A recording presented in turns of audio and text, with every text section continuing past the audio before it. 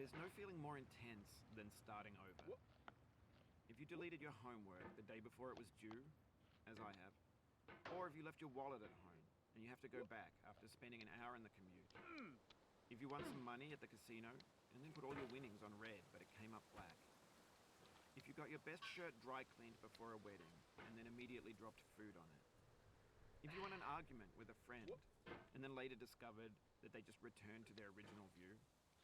Starting over is harder than starting up. If you're not ready for that, like if you've already had a bad day, then what you're about to go through might be too much. Feel free to go away and come back. I'll be here. Alright, thanks for coming with me on this trip. I'll understand if you have to take a break at any point. Just find a safe place to stop and quit the game. And don't worry, I'll save your progress, always, even your mistakes. This game is a homage to a free game that came out in 2002, titled Sexy Hiking. The author of that game was Jazuo, a mysterious Czech designer who was known at the time as the father of B games. And B games are rough assemblages of found objects.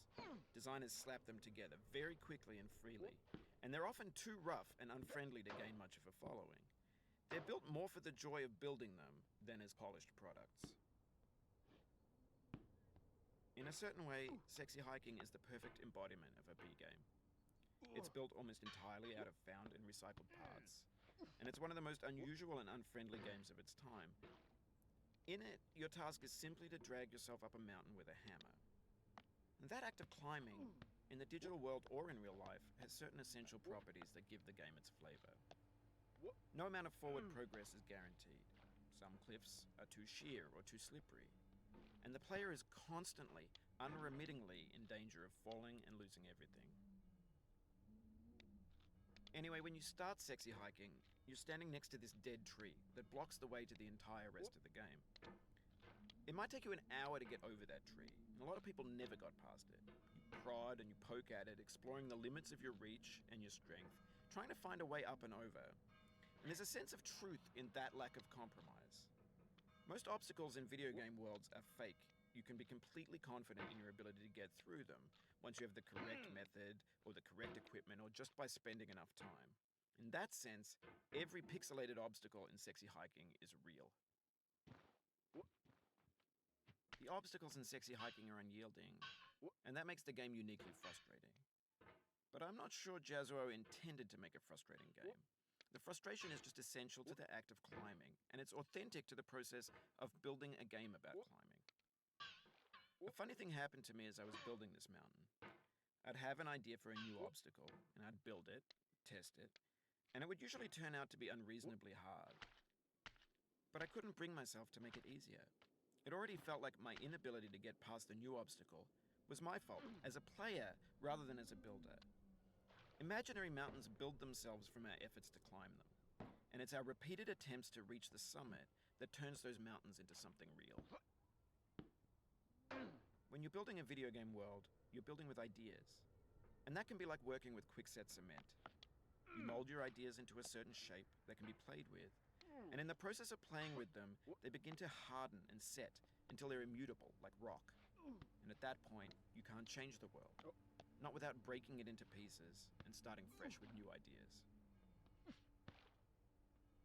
For years now, people have been predicting that games would soon be made out of prefabricated objects, bought in a store and assembled into a world. And for the most part, that hasn't happened, because the objects in the stores are trash. I don't mean they look bad or that they're badly made, although a lot of them are. I mean they're trash in the way that food becomes trash as soon as you put it in the sink. Things are made to be consumed and used in a certain context, and once the moment is gone, they transform into garbage. In the context of technology, those moments pass by in seconds. Over time, we've poured more and more refuse into this vast digital landfill that we call the internet. It now vastly outnumbers and outweighs the things that are fresh and untainted and unused. When everything around us is cultural trash, trash becomes the new medium, the lingua franca of the digital age. And you can build culture out of trash. But only trash culture.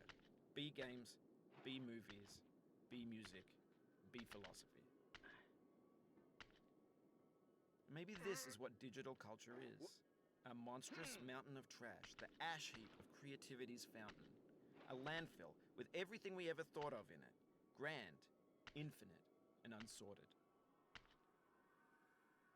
There's 3D models of breakfast, Gen X's fanfic novels, Scan magazines, green screen Shia LaBeouf, banned snuff scenes on LiveLeak. Facebook's got lifelike bots with unbranded adverts and candid shots of Kanye and Taylor Swift mashups, car crash epic failed GIFs, Russian dashcam vids, discussions of McRibs, discarded, forgotten, unrecycled, muddled, rotten, untitled.